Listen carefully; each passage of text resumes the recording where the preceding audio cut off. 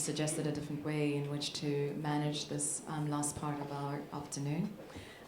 So before I explain what we're going to do, I just want to remind you to complete the survey form. And also that there'll be a group picture, so please don't leave before the group picture. Okay, so you'll note that I've got whiteboard paper on each table and a marker. And I would like each table to spend 15 minutes thinking about 5 focus areas that you think we should be addressing going forward. You can elect a spokesperson. I hear some people are reluctant to speak. They're tired, they've had enough of talking. Others are reluctant to talk. Some might be happy to write. So if we could have those 5 key points, you don't have to spend too long. As I said, it'll be 15 minutes. So that will take us to, say, 1:12, but if you like even numbers. I mean 2:12, sorry, it's 1:52. So if you wouldn't mind starting, thank you. All right, Mimi. My goal is for next time.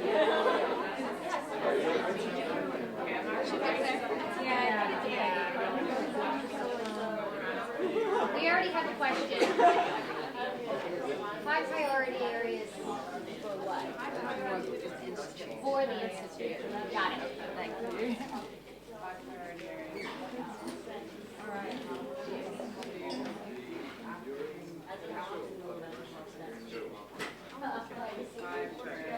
I guess the bigger umbrella is really capacity building, and then that you have educational research policy. Yeah, we have that. Get more get more projects.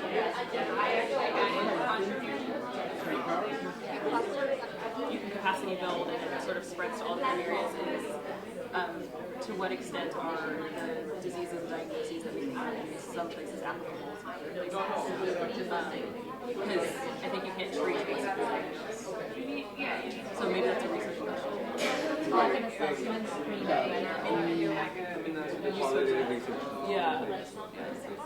The one thing I would like to see is more African nation collaboration.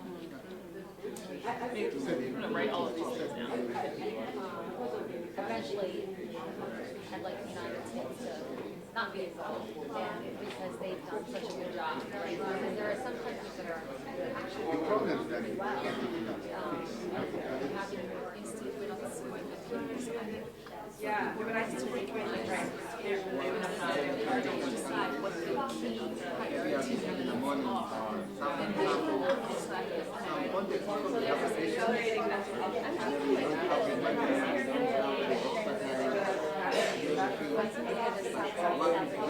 really like actually the idea of capacity building.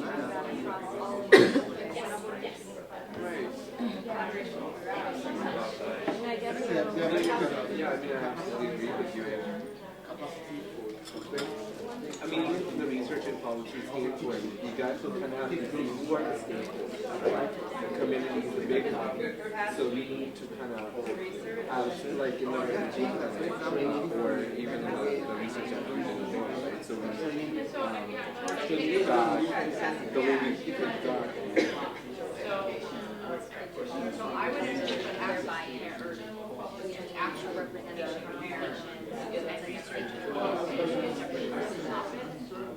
Let's decide and thank all of the minority groups or anyone who might be on risk and having stakeholders within those. So if it's more children, then having clinical, or if it's women. Yeah, that's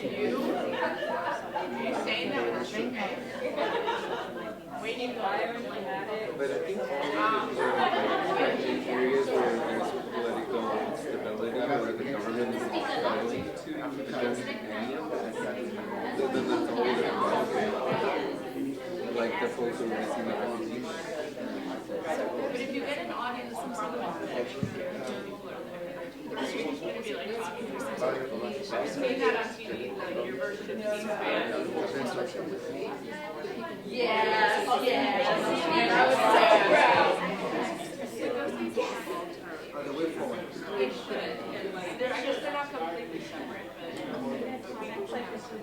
more of an overarching thought. These aspects of these that are on the ground, things that for the individual research teams or institutions or even at the country level.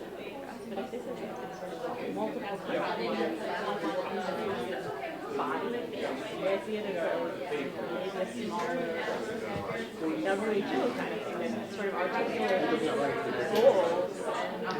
10 years from now, where do you want to see psychiatry in Africa? And what sort of things have to happen to achieve those goals? And then what 50 years from now? Are they saying, I mean, I have research priorities. No, sorry. I was going to say maybe within those goals, as different countries start to develop ideas about it, there could be some sort of portal in which you put that information, sort of the best practices for figuring out this research and this capacity, so people don't have to constantly be reinventing the wheel. And promote the work that's happening. One country has this project coming out and put it up there. And the body can take sort of responsibility. Or putting papers for governments, like Ethiopia to ask their government what WHO Afro is doing, because making sure that there isn't an overlap. We don't want to be stepping up doing Pentagon is going to be setting guidelines and recommendations, but also doing projects for countries and helping them collaborate. Collaboration building, yeah. So I guess because that's the silent. Right. Malaria here. I mean, they work together, obviously. It's like we know our issues. When is the next meeting? And we need to have it about Can it also connect with like the bigger health?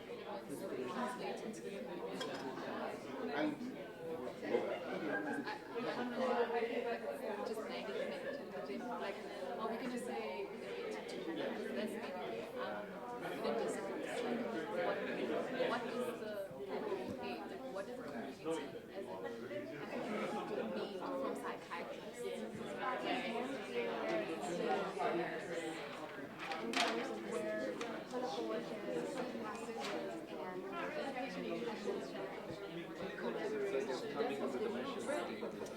You have 4 minutes to go.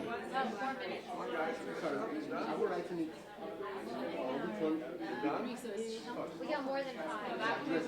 Really democratic. Another overachieving. Or do we want to do the overarching?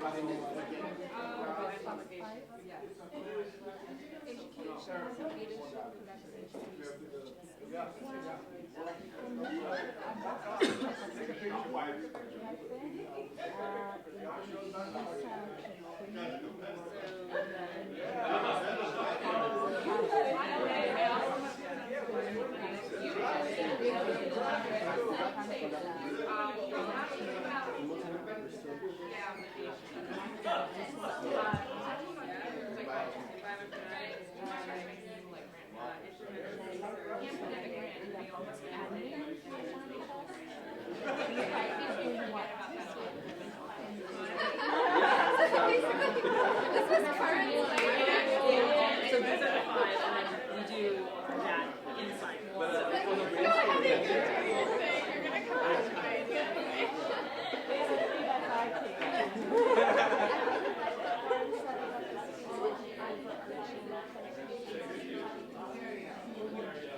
I guess the priority should be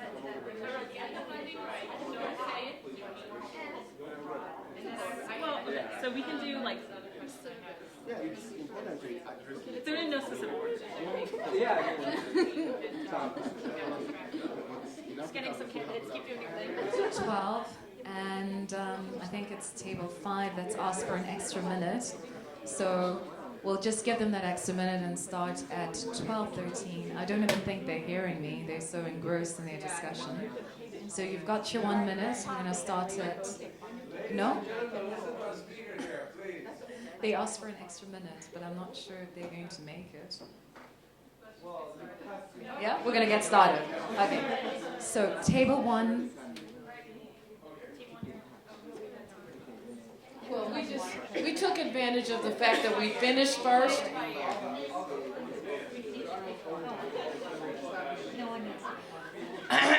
Can I have your attention, please? Team one took advantage of the fact that we finished first. You know, Elliot and I are very, very competitive, and they put us at the same table. So we will follow the script. We will follow the script. This is team one, WON, with a little smiley face. We believe that the strategy for finishing first includes having someone at your table who possesses a secret power. And our secret power was our family member, Nancy Carter, who self-discloses as having bipolar disorder, and she believes that her secret power is what led us to an early finish. So we could not stop. We could not stop. So our 5 areas are, number 1, education. We define education broadly for purposes of discussion this afternoon to include practitioners like many of the people in this room, policymakers, the general public with an asterisk, which includes the faith community, family and consumer groups, the people in your neighborhood who you go back to after you've had some, and employers and other people who need to understand better mental illness and psychiatric illness and other things. And then the media as a separate category to be educated because of the profound influence that media has on images of psychiatric disorders and people with psychiatric disorders. Number 2, enduring adverse experience of apartheid in South Africa. We believe it is relevant for purposes of the dialogue that has begun here at this meeting, that we pay some attention to this particular issue, especially because we are meeting in South Africa. And transdisciplinary research on the subject. Yes. In a similar vein, number 3, the enduring adverse experiences of racism and slavery in the United States, kind of a companion piece with the South African piece and the American piece, and doing the same kinds of translational research that we talked about in number 2. 2 and 3 are the same. No. No. Similar. Similar. Intertwined. Intertwined, complementary in terms of how we might approach them, and certainly relevant for both sides to understand the other's issues. We will have to agree to disagree. We are simply presenting. We are simply presenting our ideas for consideration. You will have your chance, Frederick. I call your full name, Freddie. Irie. Number 4, to integrate research, education, policy, and services for contextual relevance. The meaning simply is to move away from siloed approaches to understanding issues and moving towards integration, crosswalks, and complementarity where we can. That was for you, Freddie.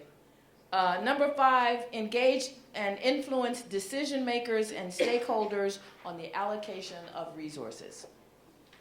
Thank you very much. Thank you, thank you, thank you.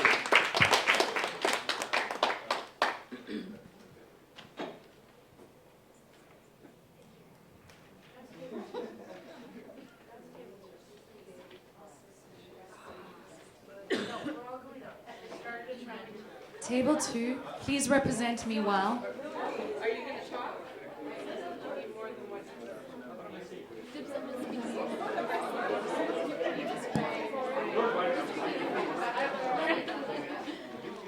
Go ahead, Mimi. You did a good job. I wrote things down. I don't speak.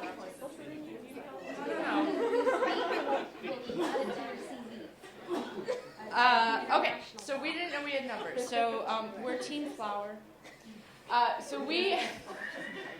wanted some happiness and brightness in the world.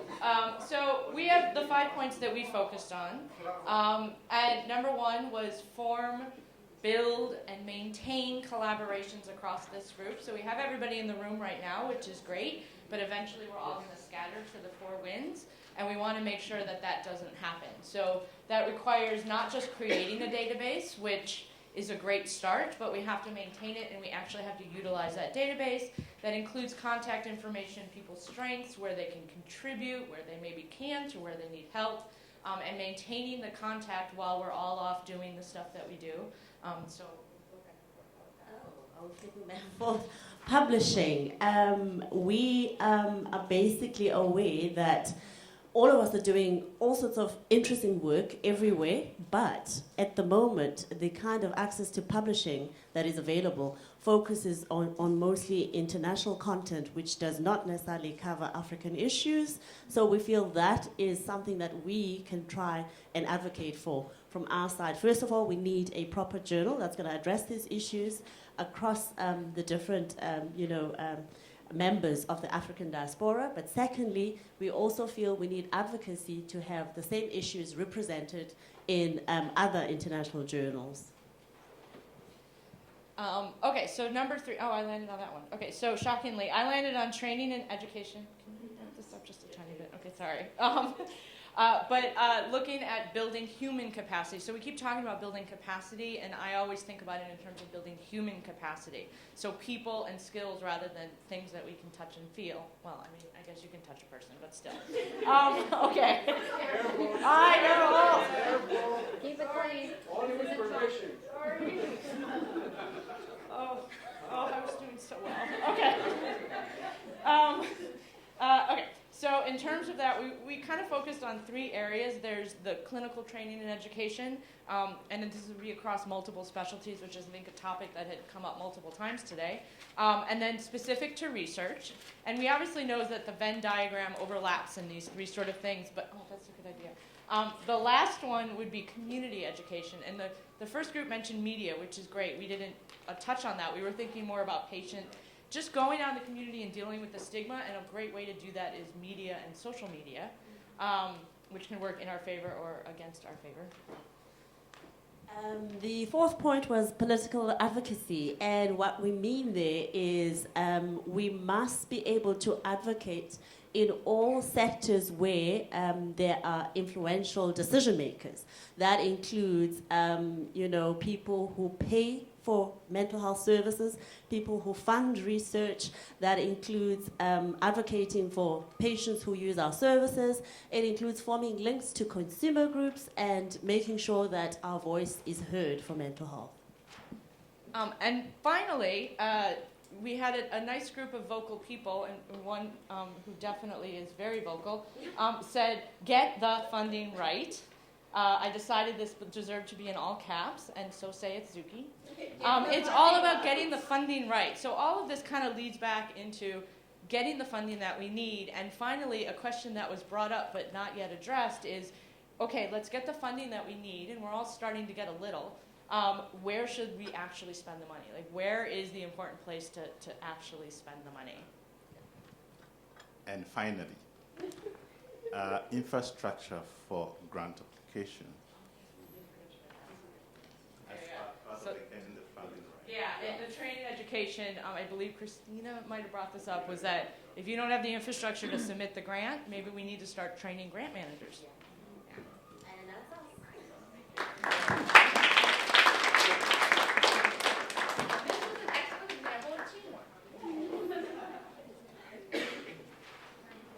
Thanks, team 2 and 3. Thank you very much. This is team 3. Yes, we're coming in front.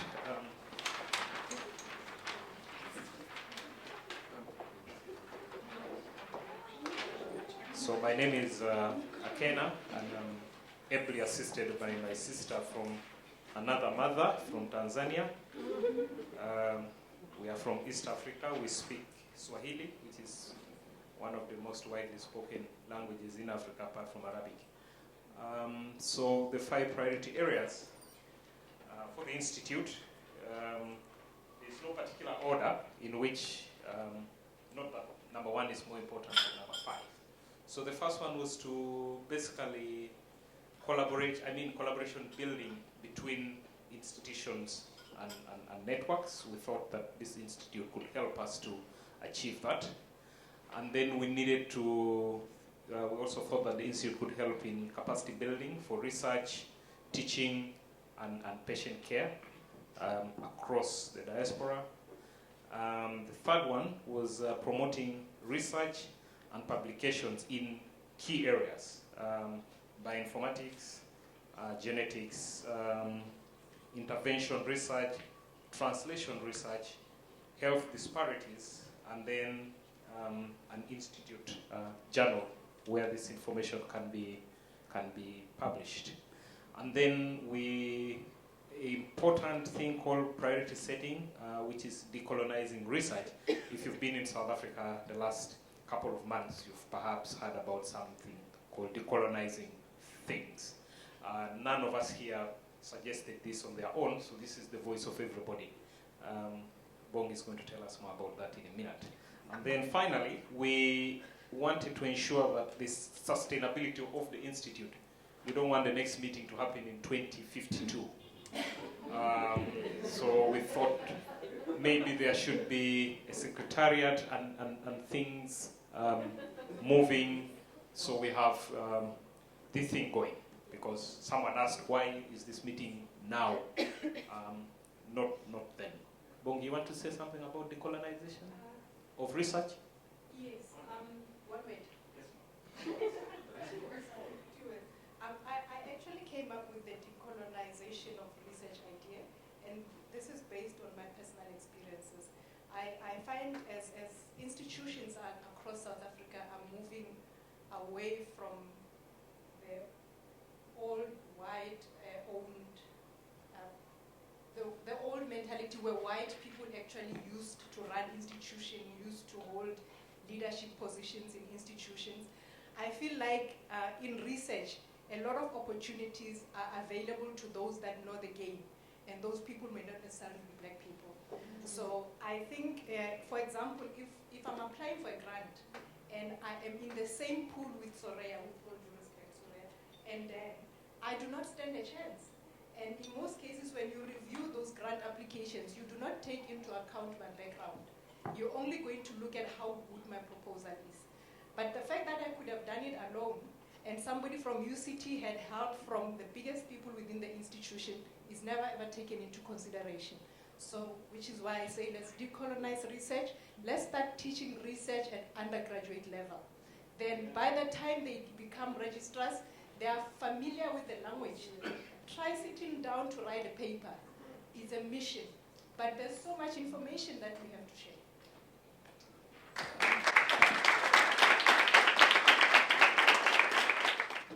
It's getting so exciting as we move towards the back. It goes on your CV.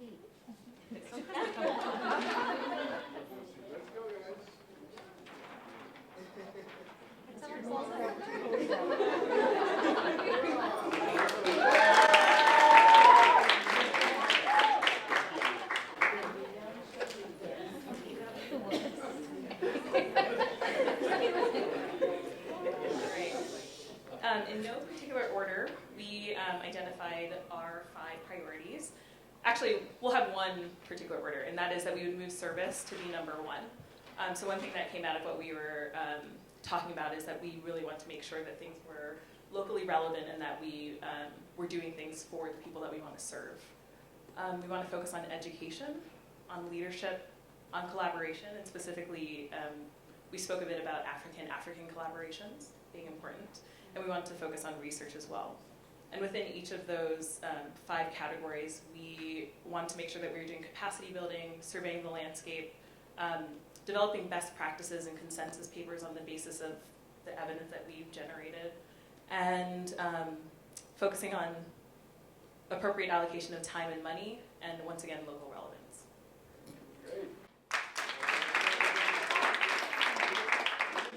All the stuff on the bottom was our brainstorming.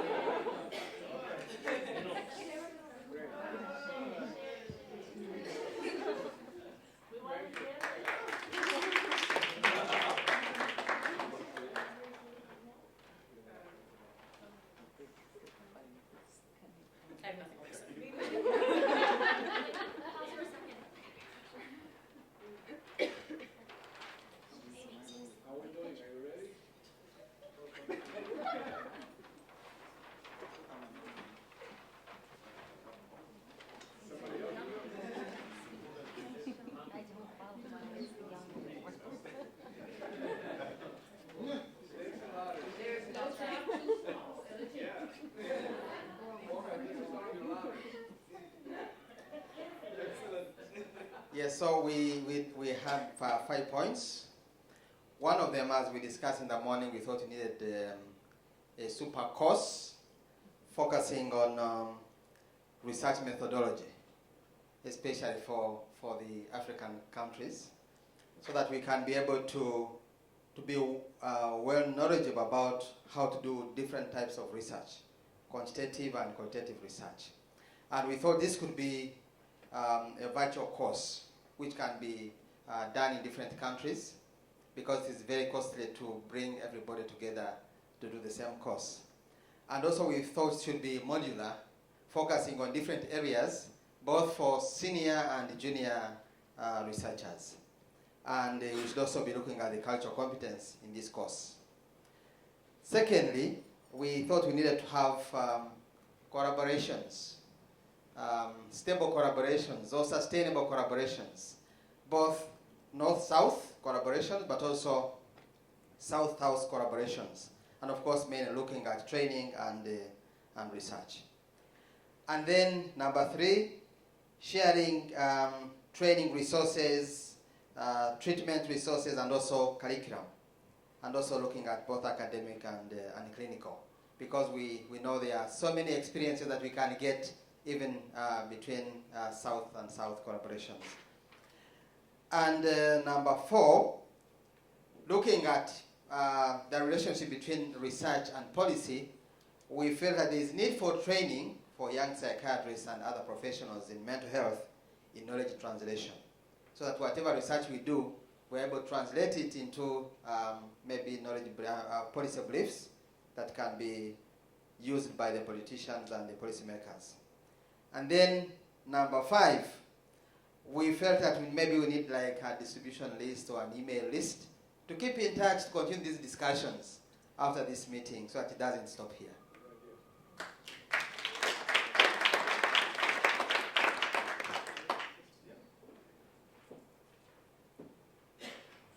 Last but not least.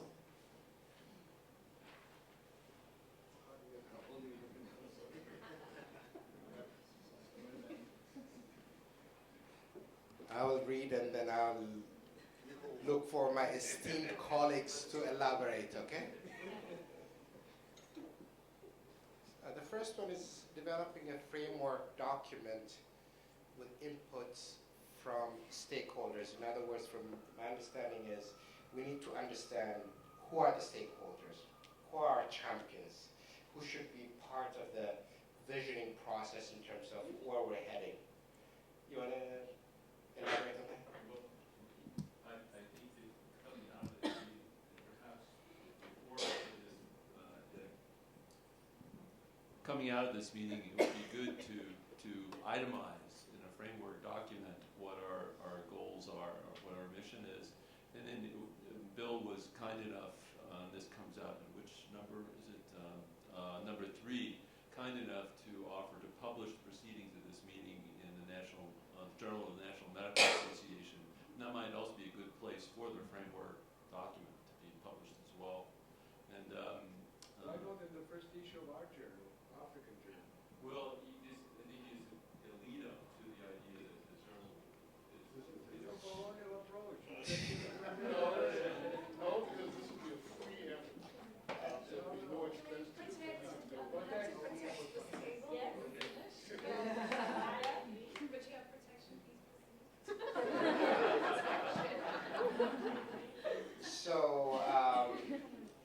So it's understanding where the stakeholders are, who are the champions, government, and then we come more specific in terms of industry and so on. Unless you know who your stakeholders and your champions are, it's going to be difficult, to go forward. Second one is establish a center to carry out and accelerate, collaboration and capacity building in regards to training, education, and research, which we have been dealing throughout on these issues throughout the conference. Anybody wants to elaborate on that? So I think it's straightforward, right? So my take on this is, it will be a facilitating role that it will have, to cross-fertilize, to promote, and so on. Third one is, proceeding of this meeting in GNMA so that it will have a larger audience, understanding of what it's all about and so forth. That's Bill's idea. You want to elaborate? It's an international journal. So, that's obvious. The fourth one is develop a research and mentoring committee to more or less develop a very highly, structured, if you want to call it, purposeful, so that one of the things that we talk about, the lack of mentoring of African researchers, to be taken under the wing of somebody who knows it so that there's a transfer of knowledge. So how do we develop this in a very structured way, in a very purposeful way, meaningful way?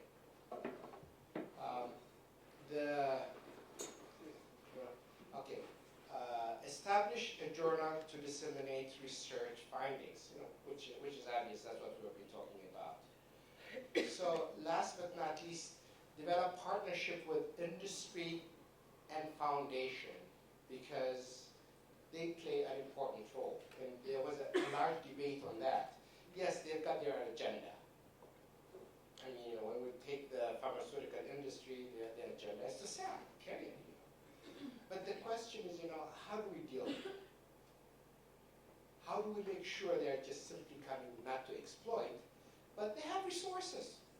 By the way, they have money, and money and money. I know that. We deal with them. And consistently, they are coming to the ministry to sell their goods. Now, how do we take advantage, as much as they are taking advantage of us, how do we take advantage of, their resources in a very controllable way? So that's Bill's idea. Maybe you can elaborate on that. Well, I think the bottom line is we talk about doing more clinical trials, so forth and so on. They're already doing it. The bottom line, and they're doing it in a way in which wants to exploit it, but those people who are contributing to their foundation, their infrastructure, their wealth, are not getting the benefits. We need to have an equal partnership so that we can share and make sure that those of us who are contributing to their information structure, we gain something in return. Same way with foundations. There are a number of foundations that have many laudable goals, but often we're not part of the infrastructure to the decision making of what happens to the information that they have. We need to be at the table, and perhaps create our own to be able to have a meaningful role to play in terms of impact in the field. Exactly. From my experience, I know like Novartis, AstraZeneca, you just name it. They have programs, in terms of diabetes, in terms of anti-epileptic medications with Sanofi. They do have programs. And also part of their industry's social responsibility section that they have. They do have that. But what does it mean? In fact, understanding how they function, understanding where their priorities are, will give us a good idea in order how to utilize it. The second thing is foundations. They have been untapped in many, many ways. So it's understanding where the resources are and then tapping that resources in a constructive manner. That's all. I was just going to add to that last one is that there are now mechanisms, certainly in the states we've been dealing with this, to set up firewalls to be able to utilize the resources to do good clinical research and to fill out the fact that we don't know enough about how medications and things work with this population. So you might even be able to leverage the companies pooling the money together, so it's not like one company is funding their own drug research.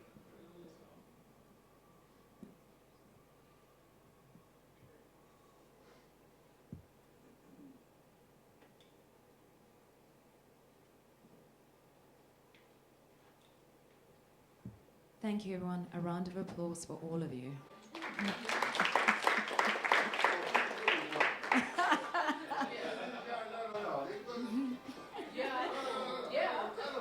You are all winners.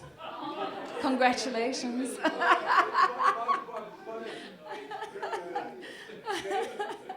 really rebounding I'll tell you why you're all winners. I was so excited with this exercise because almost every table said exactly the same thing.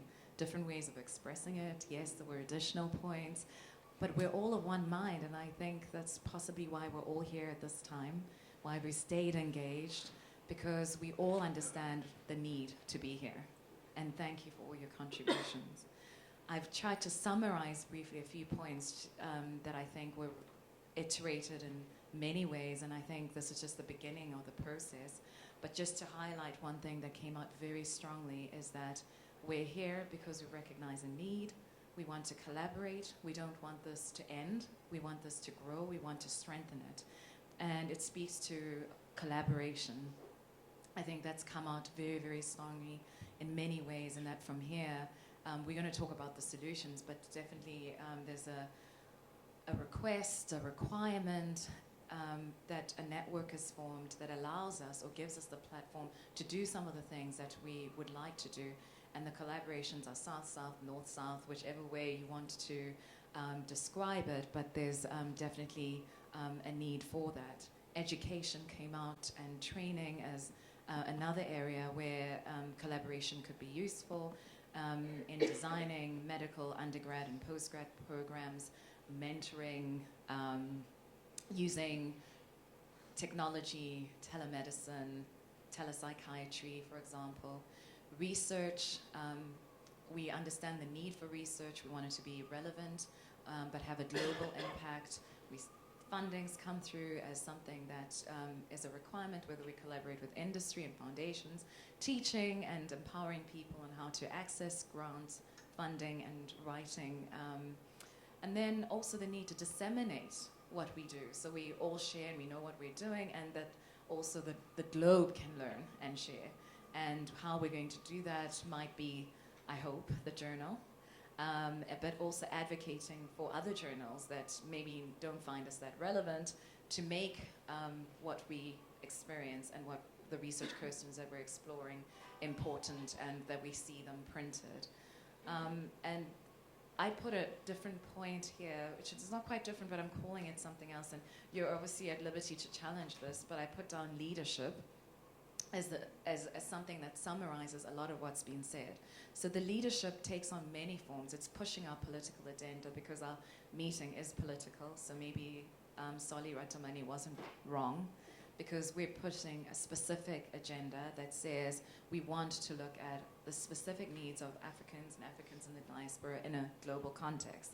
And that's not everybody's agenda, right? When the world meets tomorrow or this evening, everybody's got a different agenda, and ours is to push that agenda. And how do we do it? By speaking to politicians, by consumers, making sure that we remain relevant, and that we don't think we know the needs of the people that we want to meet, so help, but that actually we've consulted with them and our research is relevant. And then we can look at, the media, the role of media, and various other ways in which we can illustrate leadership. And again, the leadership might be in the form too of formalizing the structure in an institute that's come out, a center that facilitates all of these activities. And then the next point was around services, improving access to healthcare, and how we do that through collaborations, and growing our own knowledge bases locally. I think I've tried to summarize all. Were there any other gaps or things? It's not comprehensive, but I just tried to pull together all the various themes. I see some nods, no shaking of heads. So, great, yeah. Following Gordon's discussion earlier about how to put together the diaspora, we're talking about communities where we have half or more of the people have been trained living overseas. I think we need to generate databases of our own people in diaspora, because that represents a very important resource. Economic development has taken place in many countries with those people, and so I think the whole development of a database, David Indetti said he had trained about 90 psychiatrists. I said, do you know where they are? He said no. So I think that is going to have to be one of the jobs that this group undertakes, helping to identify where these people are, and some of them may want to contribute in a variety of ways, as was described by Gordon. So I didn't say anybody say that, so I'm suggesting. So when we started this exercise, it was really about identifying what we feel we need to do. The next part was going to be about solutions, but we kind of generated some solutions as we were engaging with what it is that we're here to do.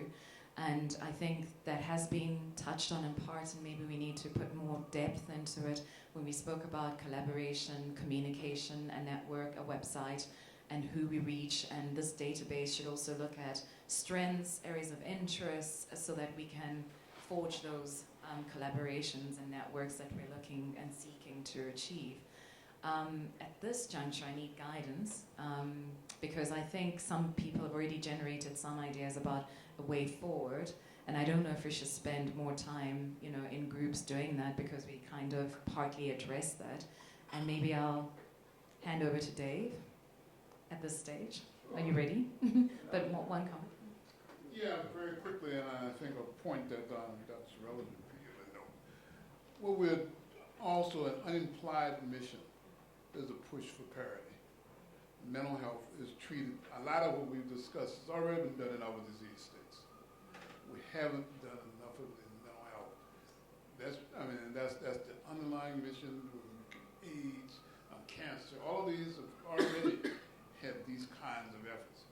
We don't have it in mental health. It's still not treated the same way. I mean, Dr. Surratt's article in the United Nations, it's still not treated the same way as other disease states.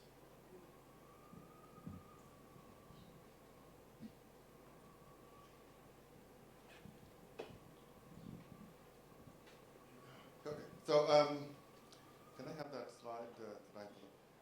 So before we're going to jump ahead a bit, but I do want to actually hear from the young people. Like, what the hell do you think about this? Like, are we talking craziness here, or are we not connecting with you guys? Because at the end of the day, you guys are the people that are going to help us fulfill this agenda, right? Am I right about that? So I'm going to pass the microphone around, just, not to put anybody on the spot, but I would just like to, is this relevant to where you guys are, thinking about the future, thinking about how we address the gaps in mental health? Is what we've been talking about relevant to your generation, we'll say? So I'll pass it around. Just say 2 words, yes, no. Yes. I do think it's quite relevant. I find this to be a very exciting conference. I was not here yesterday, so I apologize for that. But I think being here in this room, particularly at this moment, sort of talking about next steps forward, is an important one. Because I think as I plan for my future over the next few years, that's really where I stand. What is my next step forward, and how do I sort of participate in all the things that we've just described? I do find it a little bit daunting, because these are lofty goals. So I guess in some ways it would be helpful to have even more specifics. How can I play a part? How can I get funding to play that part? Where can I have the greatest impact? How can I pay back my student loans while doing all that? So all those very specific logistical questions come to mind.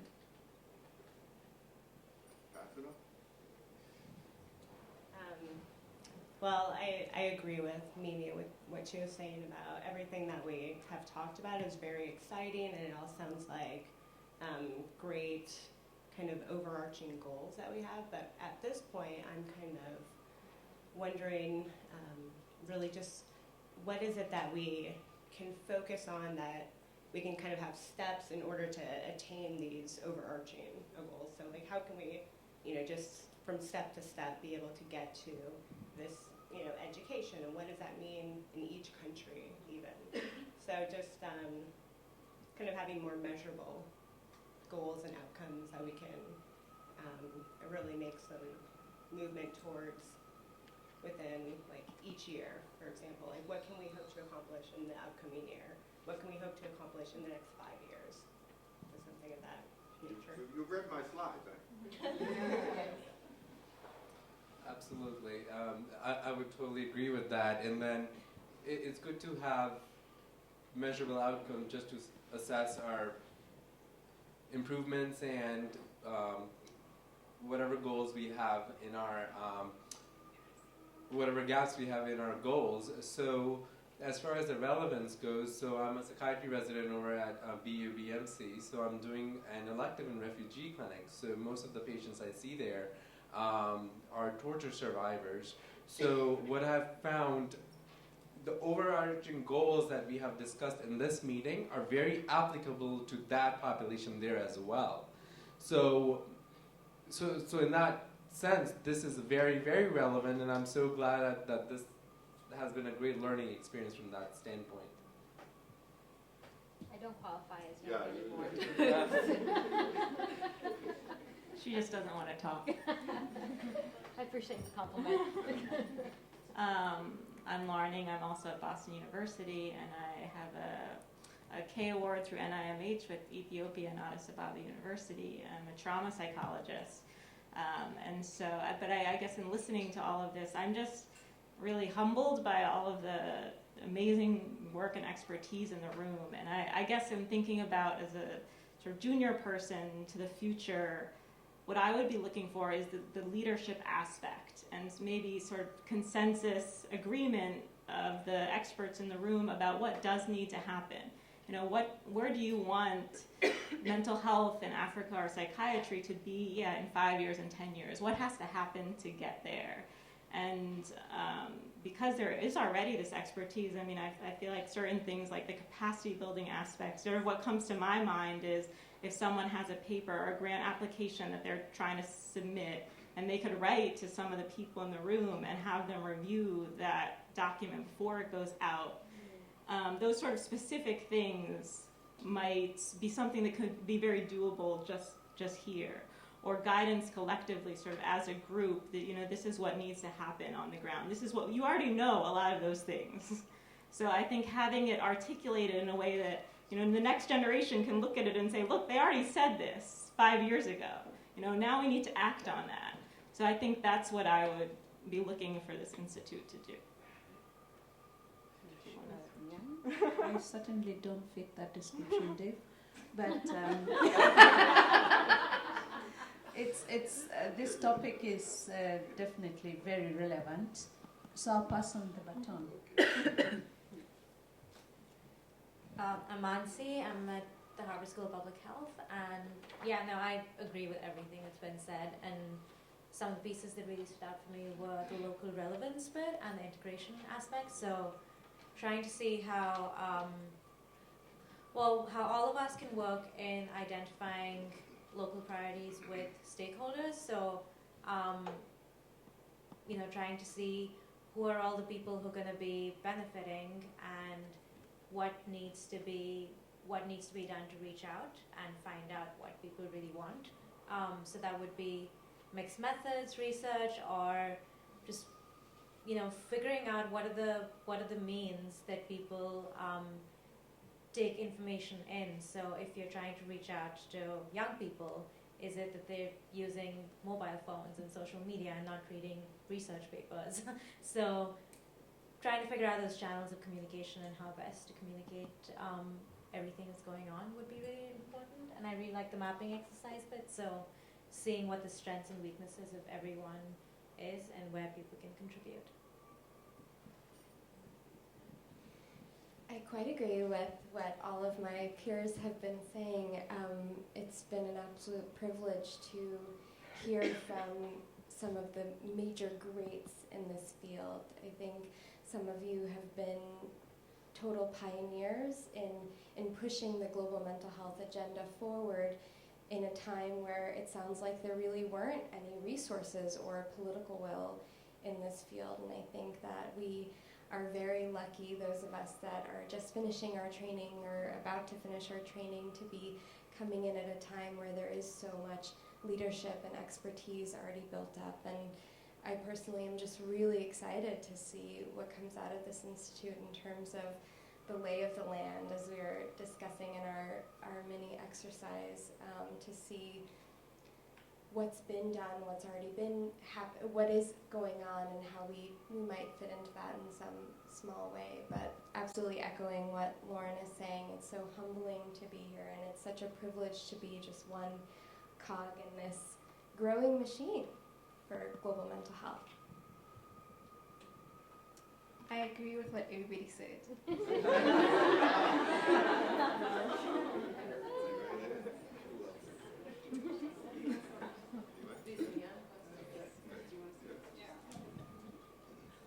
Hi, I'm Christine Cooper-Vince. I'm at Mass General in the Division of Global Psychiatry there, and just as everyone else has said, it's just been an absolute privilege to be here and hear all of these topics discussed. I think we have so many great ideas for moving forward, and I think one thing that really resonates with me that a number of other people in similar positions to myself have said is really thinking about concretely what are the next steps. And myself, I'm currently preparing my K-Award application, and I'm in that kind of junior stage in my career, and thinking about that kind of the mentorship I receive, which is phenomenal mentorship, but how we can all kind of create those mentorship networks with our colleagues, in various different countries, and also serve as peer mentors as well. And I think a lot of the connections we can develop through different aspects of technology, sharing of ideas, and increased kind of communication can be very helpful in carrying some of these ideas forward. Hi, my name is Goodman. I'm from UCT, and I've missed a little bit of the conference because I had a few things that I had to be at the same time, so I apologize for that. And without being too controversial, I'm not going to quote what Barack Obama said in the past couple of days, but I think his warning is relevant in that what we need to do is try not to isolate ourselves. So we have to sort of make sure we're not being tribalistic or overly nationalistic, and try to be fairly inclusive. And I think that that's what this movement is trying to do. It's trying to foster collaborations across old and new, people who have experience in research and people who are still coming up. And I think in the setting of Africa, Africa on its own is quite a unique space, and all of the different components of Africa, all the various countries have their own cultures and own approaches to conceptualization of illness and idioms. And so there's a lot of richness and potential in how we can explore those differences and how we talk about research going forward to see where the similarities lie, where the differences lie. And again, in bringing the same kind of research that's been done in previously more accessible populations to our populations as well. And I think while doing that, the challenge would be to bring along the clinicians, because especially for us, the burden is very much on clearing the queue. You have to see everybody. So there just isn't a culture of, I'm going to be a clinician, but I'm also going to ask questions and look into them. So as people like myself start doing more and more research, the onus is on us to, through this vehicle, bring others along as well to get them asking questions and participating. So I think this is great. Thank you. So my name is Christy, and I am a bit nervous to point this out, but I have to observe that many of the trainees in the room have a certain person in common. There's a trend that I'm noticing. We're all American, most of it. A lot of the trainees that have spoken are coming from the U.S. And I point that out in that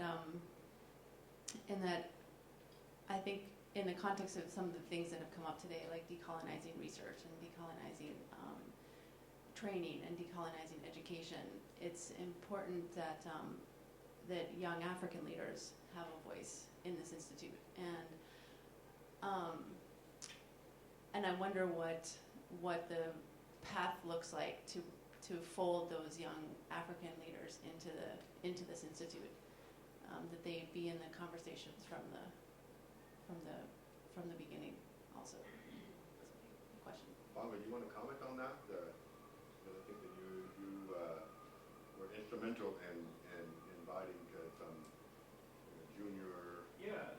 So I think there's a number of people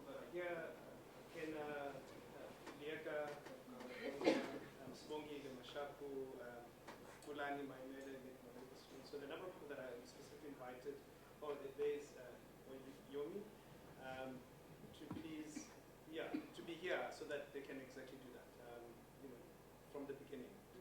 So I'm looking forward to hearing them speak when you pass the mic on to them.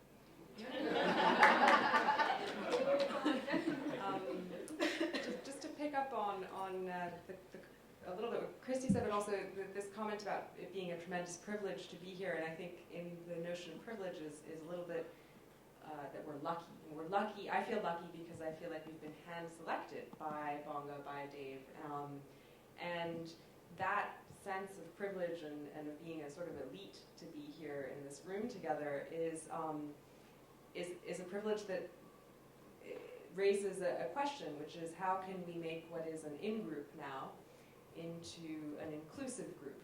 And how can we avoid the danger of creating an out-group by creating an in-group?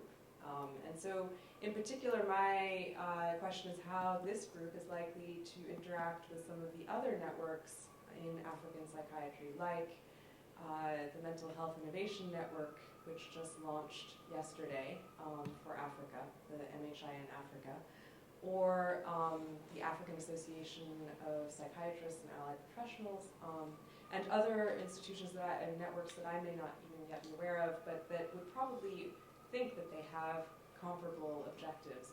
And so those are my two lingering questions as I leave the room about inclusivity and maybe specificity and how we engage with those other networks. Thank you very much for the opportunity to attend this conference. I'm Yomi from Nigeria. We've treated Africa as probably a homogeneous unit. South Africa is not representative of Africa. While you're talking about research going forward, genomics and the likes, you will remember that countries like Gambia don't have a single psychiatrist, so you can't even talk of research. Countries like Sierra Leone have one psychiatrist to about 6 million people, so you can't, the capacity is not even there to treat. And that's even service delivery, not to talk of training, not to talk of research. So when we have to say, while South Africa is going forward to meet the likes of the US, the UK, or wherever, the high-falutin research, and let's remember that there are some countries that don't even have a single psychiatrist to even treat, not talk of doing research. So how we'll carry the rest of Africa along is probably, it's very important. For service delivery alone, we can now talk about research and talk about training. And I think South Africa is well positioned, at least for now, to train people from other parts of Africa. And you don't have to go to Europe or go to America. There's enough capacity to train people to deliver care already here now. So how we can use South Africa as the hub for training might probably be a good way to start. Thank you.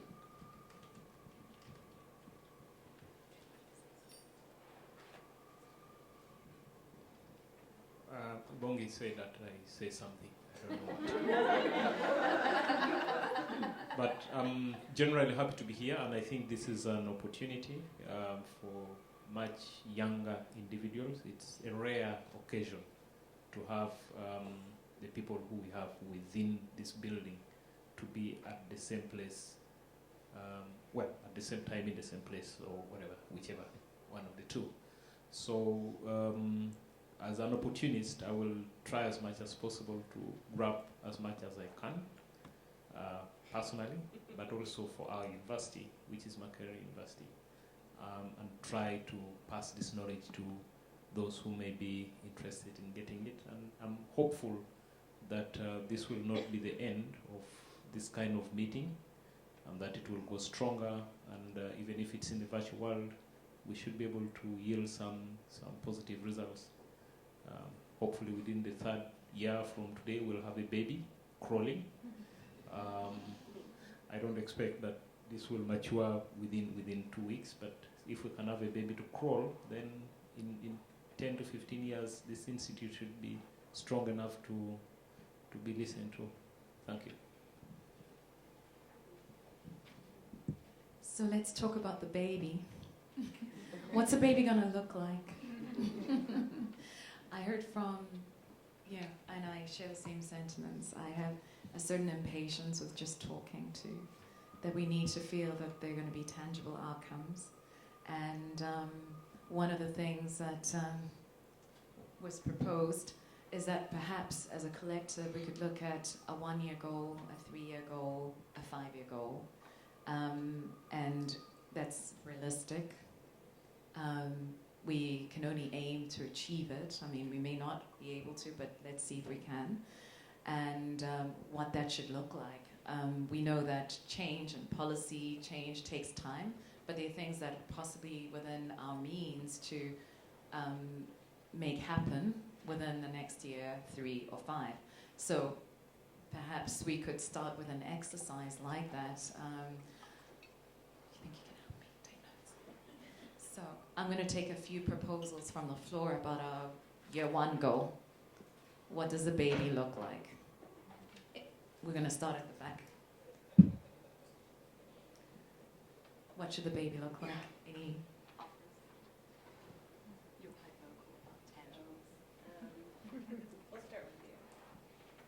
start with you. Somebody's got to start. Okay. So I guess to begin with, having a mission statement, I think that's essential. Okay.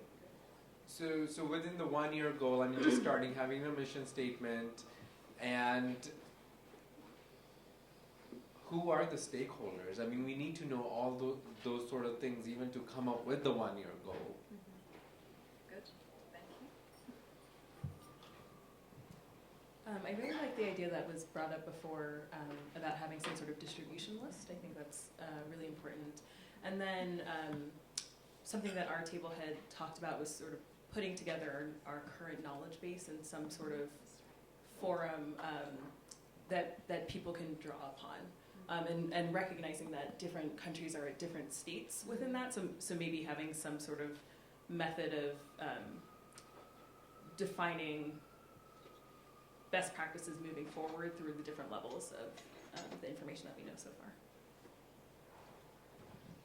Just to piggyback on what Mimi said, I think if this might be too idealistic depending on what technology we have available to us, but I think it's certainly low-hanging fruit to compile all of the existing literature on mental health interventions on the continent, and if we could organize that or have a way for it to be searchable by country, by content area, by psychopharm, other therapeutic interventions, that could be something that we could uniquely contribute. As far as I know, that doesn't exist. And maybe it does, but I think that's part of the work that we have to do, is find out where sort of the evidence is housed. We can be a clearinghouse of sorts.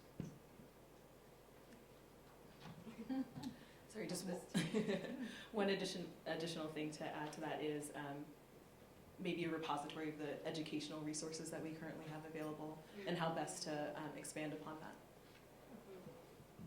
Thank you. All very exciting. I was still in year 1. Any other ideas for year 1? I really think that maybe we should try to get organization of photographs of everybody. I know we've been taking videotape. Perhaps we could have a videotape of the conference and a website that's organized just for this meeting as a kickoff point, as part of the first year of the baby. We could certainly post things on the website, yes, about this meeting. I don't know if it should be a separate website for the meeting. Well, the current one should work, suffice. We have a website that was designed for 2 purposes. The first was for the meeting, and then it can be easily transformed for the institution. So that's kind of how we set it up. So in other words, we have a website already. Well, that's good. We should develop a listserv, our conference proceedings, and a scheduled next meeting.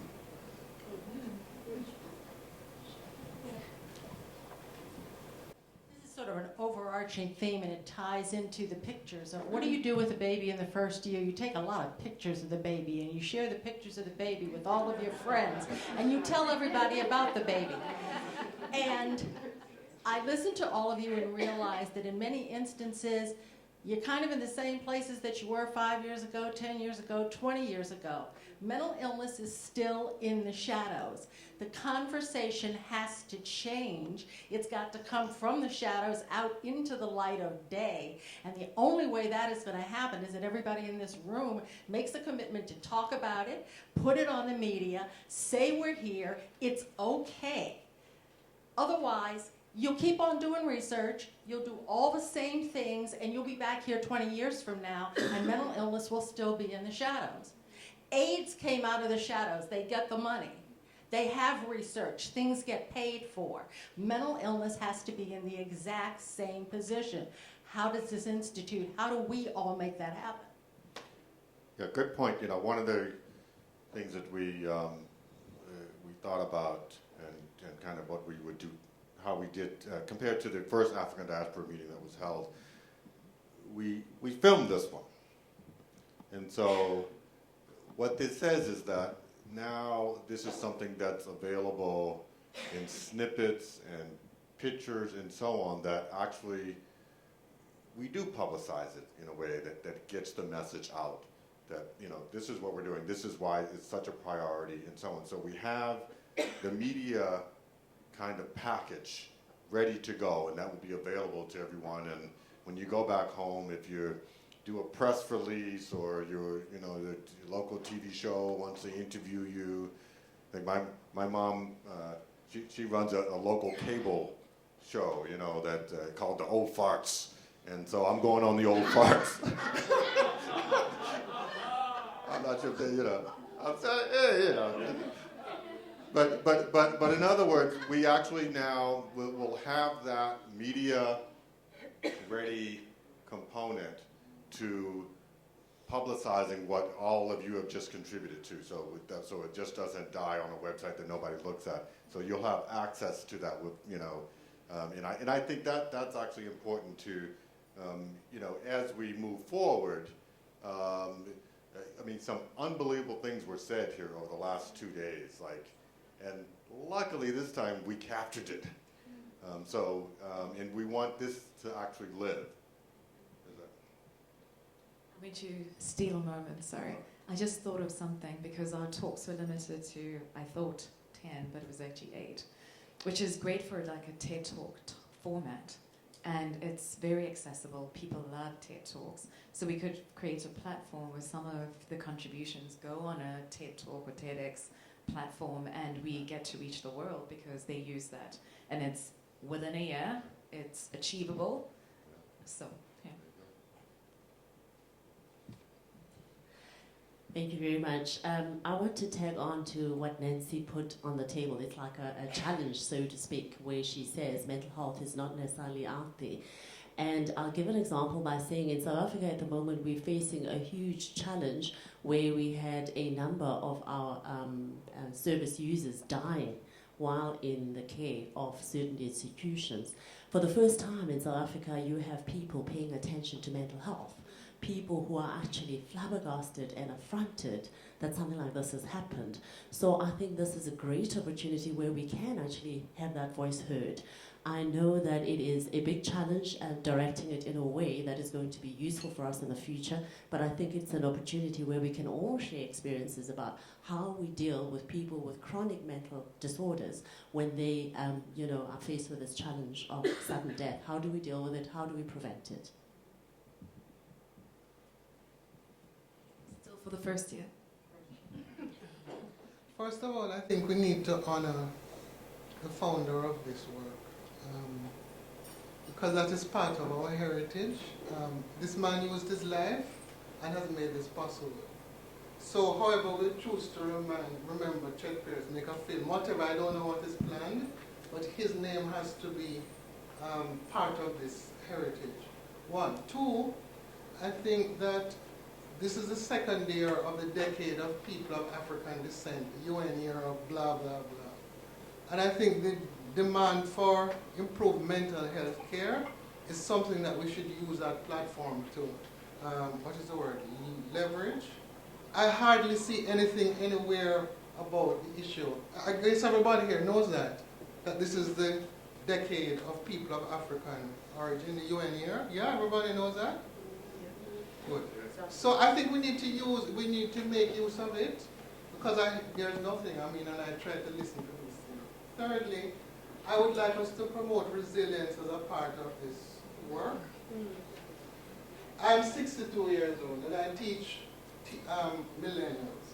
Many of them are quite despondent and think the world is quite hopeless. I spent a lot of time working with them. And I think that the daunting word that was described and so on is part of the work that says, we have many healthy black people in the world. We're not all dying, And we need to recognize that the work we're doing is toward our well-being and positive things. And so I think we need to have that as part of the mission. And the embodiment of this is a man who would go to Antarctic and so on and so on. So the person whose idea this is really the development on was a person who, in spite of the era in which he was living, made a lot of things possible. So I think that has to be a part of the motif and embodiment and all those kinds of affective whatevers of this work. It's not about gloom and doom. It's about hope and getting things done. So at my age, I can say this kind of thing. Yeah, I just wanted to make sure, just a minor point, that Victoria's comment was noted, just that there's so many things happening right now, and that maybe part of the goal of the first year would be to make sure that all of those various networks and other activities are captured, and you can figure out how best to either capitalize or link up. Absolutely, I think that's a critical piece, and this is, we got a group together.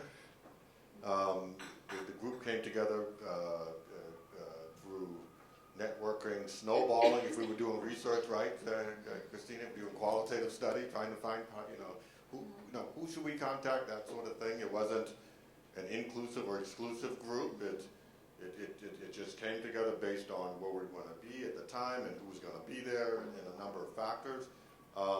But, part of, because over the many years that I've been doing global work, I realized that it can be a very exclusive group, and in fact, much of my career I wasn't part of that group. So I understand how this is important that we understand who are the partners, potential partners, who's in the space where we're at, where's their overlap, where's their potential for collaboration. We don't, just like we talked about, how we can have a country accelerate its process, we don't want to reinvent something that's already been invented. And so we have to figure out, and part of that will be maybe perhaps with the young people, to figure out who's doing what and where are there gaps that we really could have a strength to help move things forward. We can't do it all, it's impossible, it's a huge job, but I think with who we have in the room, and the institutions that are here, and the potential for other institutions as well, we've got a special place that I believe is missing that could have a big impact. But we have to find out what that space is, and that does take a little work, and that will be the work, I think, over the next year. And so many conversations will be had, and including with speaking with different organizations and so on. So I think that's a critical step to do. We got one about you first. Yeah. How about inviting, persons to be kind of honorary advisory board members with name recognition? Like Satcher, who's been here, just put it as part of the logo. Yeah. And the ministers here. He's still here. Yeah. We just named it after you, brother. We were thinking, and this actually could lend some weight, because we were thinking in part to honor Chet Pierce, because that's why we're here. This is, And but maybe this could be a because combination of Pierce Thatcher, ministers of health from Africa. And the ministries of health. I mean, just lending their. We get a lot of requests for that. For the minister to be. By the way, they're never there anyway. I can assure you that. But their name lends credibility.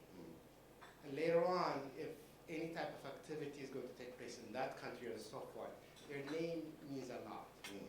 Therefore, attracting, honorary advisory board members would be helpful. It just gives it credibility, the support and so forth. It's just very important. No, that's great. And we get down to like the governance model and how do you, that detail, that's actually fantastic. You get the buy-in. And as long as they don't, change over too quickly. So I've been in countries where like every 6 months is a new minister of health. I have the mic, Dave. Victoria in the back. So you mentioned some of the things that came to my mind, but I have two more that came up immediately. And one of the things that came to my mind were quality as one of the virtues that we have to keep in mind. Because as we go scanning all over and looking for best practices, we have to know who is doing good things so that we can look out for what they are doing and do what we think is quality, because that's going to be our selling point. So that as people look out for us as partners and collaborators, they see quality as our number one thing. And the other thing that came to mind is about sustainability. We need to think about it even as we begin. The fire is burning right now, but we don't know how it is going to be 5 years. So we have to think about how do we keep the fire burning, and sustainability even beyond once the baby begins to walk. Are we still on 1 year? I think we need to move soon. This is the second meeting in 2 days of an African Mental Health Association that I've been to. In other words, there was one yesterday called the African Mental Health Research Institute. Then there is this Global Mental Health Institute. And I know Victoria belongs to the African Mental Health Foundation. I belong to the Caribbean Institute of Mental Health and Substance Abuse.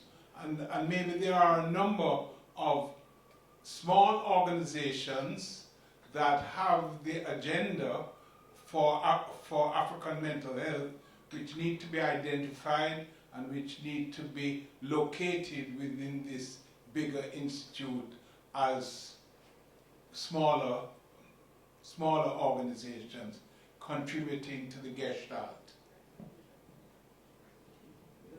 Yeah, I just wanted to add on to the sustainability bit in the first 1 year. For us to also look at South-South cooperation amongst ourselves as a way of also building the database and have goals. We can start on very small issues. I mean, not so much like research or something. It could just be as simple as having some collaborative a day program or an event, invite, and so on and so forth. That can be arranged easily, maybe to visit your facility and so on.